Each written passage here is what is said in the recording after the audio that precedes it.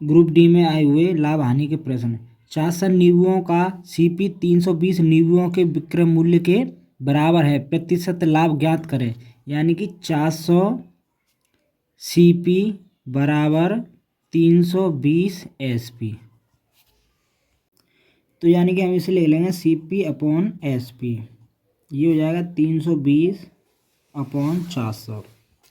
यानी कि सीपी 320 है, एसपी 400, तो प्रॉफिट का कितना हुआ हमारा 80 रुपये। कितने रुपये पर? 320 रुपये पे गुणा 100।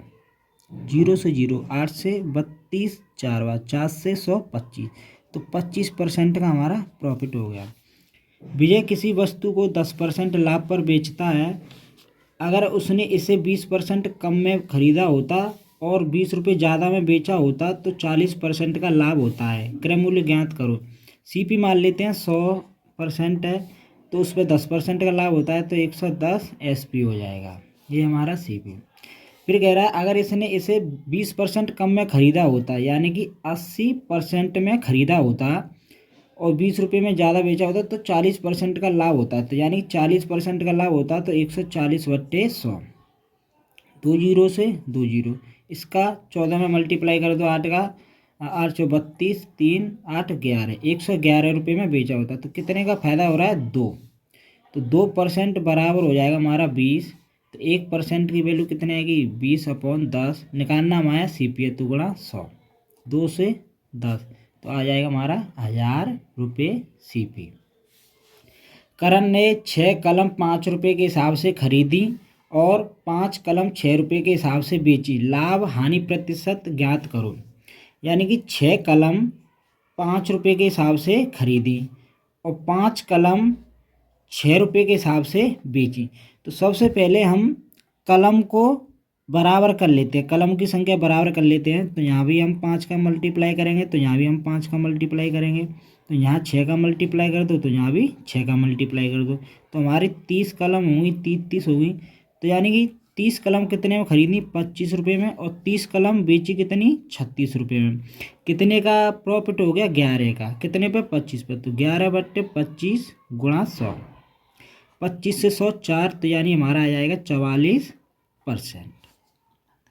450 रुपये में बराबर लागत की 14 घड़ियों को बेचकर 4 घड़ियों की लागत मूल्य के बराबर लाभ होता है। घड़ी की लागत कीमत क्या है? सबसे पहले जो सरल जो चीज़ें हमारे क्वेश्चन में दी होती उन्हें लिख लेते हैं। यानी कि 4 जो सीपी है, 4 घड़ियों का जो सीपी है वो प्रॉफिट के बराबर होता है हमारा। तो इसे सबसे पहले इस तरह लिख लो। तो हमारा एक घड़ी का प्रॉफिट सीपी मान लो एक्स है, तो 14 घड़ियों का सीपी कितना हो जाएगा? 14 घड़ी का सीपी कितना हो जाएगा हमारा? 14x। एक घड़ी का सीपी x मान लो। तो प्रॉफिट हो रहा है, प्रॉफिट का फॉर्मूला जो होता है एसपी माइनस सीपी होता है। तो प्रॉफिट कितना हमारा? 4 सीपी है, तो एक सीपी की वैल्यू है x है, तो 4x बराबर एसपी कितना हमारा? 450 माइनस सीपी कितना हमारा? 14 घड़ियों का 14x। इसको इधर ले जाएंगे तो हो जाएगा 18x बराबर 450। x की वैल्यू निकालेंगे 450/18, 9 से 2 9 से 50 बार, यानी कि 25 आ गया। x बराबर 25, तो हमें निकालना कितना है? तो x बराबर आ गया हमारा 25। तो हमें कितने की वैल्यू निकालनी है? 14x की। तो यानी कि 25 गुणा 14, तो ये आएगा हमारा 350 रुपये सीपी। ए ने बी को 5% लाभ पर एक साइकिल बेची, बी ने सी को 10% लाभ पर वही साइकिल बेच दी। यदि सी ने 2310 रुपये में साइकिल खरीदी हो तो ए ने कितने रुपये साइकिल खरीदी? तो इसे लिखेंगे ए बी और सी।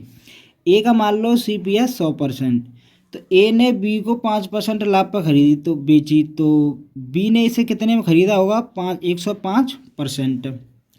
और बी ने सी को एक 10% लाभ पर, यानी कि इसका निकालो 105 गुणा 11/10, इसका गुणा कर दो 55 11, यानी ये आएगा 115। तो 115.5%।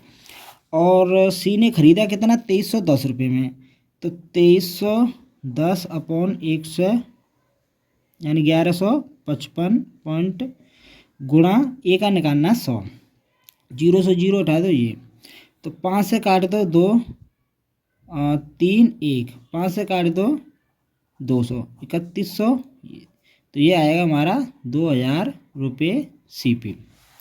एक वस्तु के क्रय मूल्य तथा विक्रय मूल्य का अनुपात A अनुपात B है। यदि B A का 200% है तो लाभ प्रतिशत ज्ञात करें। तो इसे करेंगे, B जो है A का 200% है तो 200/100, 2 0 से 2, तो B/A बराबर कितना आ जाएगा 2/1। तो ये कह रहा है कि इसका अनुपात कितना है, A अनुपात B है, तो A का वैल्यू कितना है 1 अनुपात B का वैल्यू कितना है 2। तो ये CP है और ये SP है, तो कितने का फायदा हो रहा है 1 का, कितने पर 1 पर गुणा 100, तो हमारा प्रतिशत लाभ आ जाएगा 100%। यदि 425 रुपये की एक वस्तु को बेचने पर लाभ 355 रुपये पर बेचने के नुकसान के समान है, लागत मूल्य ज्ञात करें। तो इस तरह के क्वेश्चन को सबसे पहले क्या करेंगे, इन दोनों को जोड़ लेंगे, 425 355 अपॉन, यानी कि 10 की 0 हाथ लगी, 7 1 8 और ये 7, और इसका आधा कर दो, यानी कि 780 का आधा कर दो 2 से 3 9 0, तो हमारा CP निकल आता है 390 आ जाएगा हमारा CP। एक बेईमान दुकानदार अपनी वस्तुओं को CP पर बेचने का दावा करता है, परंतु वह 1 किलो की जगह 960 ग्राम वजन का प्रयोग करता है, लाभ प्रतिशत ज्ञात करो। इस तरह के क्वेश्चन को कैसे करते हैं, 1000 ग्राम था और 900 ग्राम दे रहा है, तो जो ज़्यादा होता है उसे हम SP ले लेते हैं और जो कम होता है उसे हम CP ले लेते हैं। तो कितने SP कितना था 1000, CP कितना 960, कितने का फायदा हो रहा है 40, कितने पर CP, यानी कि 960 गुणा 100, 0 से 0, 4 से ये काट दो, 4 1 4 4 दूनी 8 2 और 24, 4 से काट दो 6, 4 से 25, तो ये आएगा 4 सही 1/6% का लाभ होगा। थैंक यू, धन्यवाद।